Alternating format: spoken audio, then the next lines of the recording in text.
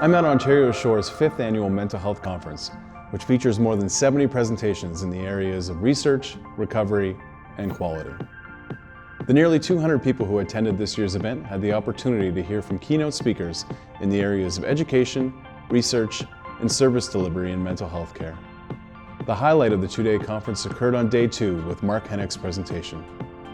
A mental health advocate who has dedicated his life to eliminating stigma and advancing mental health care in Canada, Henick shared his story of being a young person struggling with anxiety and depression who was led to recovery thanks to a faithful encounter with a stranger one night on a bridge in Nova Scotia.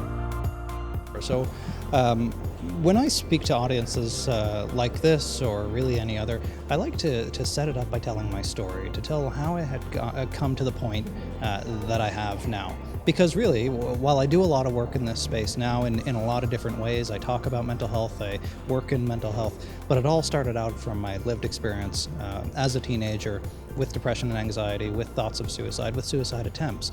So that's really, I walk people through that. But it's important for me to do that in a safe way, that you really have to set the context around how and why somebody becomes suicidal in the first place. Because I think that we often miss that. We often only interact with that person in those crisis points, and we could be doing so much more. We could be intervening so much earlier. So that's why I like to walk people through the whole story. It's also it's an uncomfortably heavy topic for a lot of people, suicide in particular, but mental illness in general, I think. So I like to try to, in order to help people learn about it, to try to relieve some of that heaviness. So to make people realize that there still is a lot of humor, there's still a lot of lightness that people can experience when they're struggling with mental health problems, that they actually can still have happy days just fine. So I try to give people a snapshot of the complex and diverse experience of mental health problems and suicide.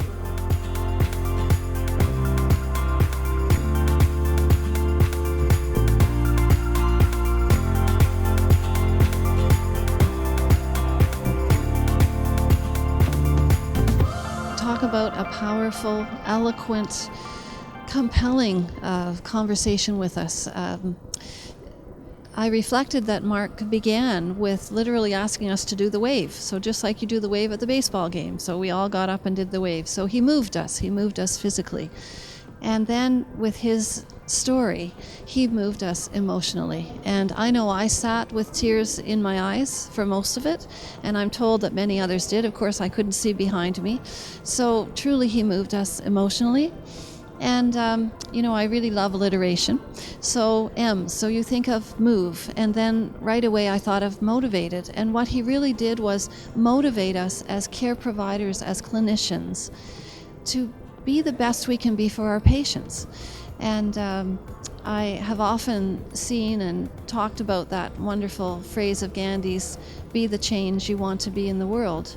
And yet Mark gave me a different way to be, and that was to be the stranger who just wanted to help, because it was that stranger who just wanted to help that saved him. And that, as he puts in his own words, gave him not only his life that day, but his life since then.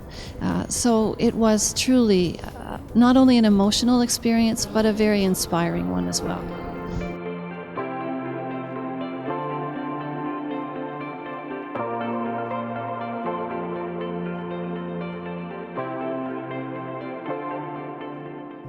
This happens after almost every time I give a talk, where I've learned pretty quickly, pretty early on doing this kind of work, that people want to talk about these issues. They want to talk about their personal experience with these kinds of issues. The problem is that nobody's asking. Nobody's setting up a safe space where they can have these conversations in a safe and informed kind of way. So mental health professionals are no different. Whether you're a psychiatrist or a psychologist or an administrator or board member, whatever, if you're in this field, you're in this field for a reason. You probably have some personal connection somewhere along the line, very often yourself or a close family member. So I think that when I speak to audiences like this of healthcare providers and professionals, it uncovers a little bit of that, of why they're in this field in the first place. I hope that it reignites that passion for them, and that it reminds them of why they do what they do, because it takes a lot to be in this field and to stay in this field, and I have such high respect for everybody who works in mental health. It's not easy, but to be able to pour yourself out like that to others and to help others like that, I think that's just about the most important thing we can do.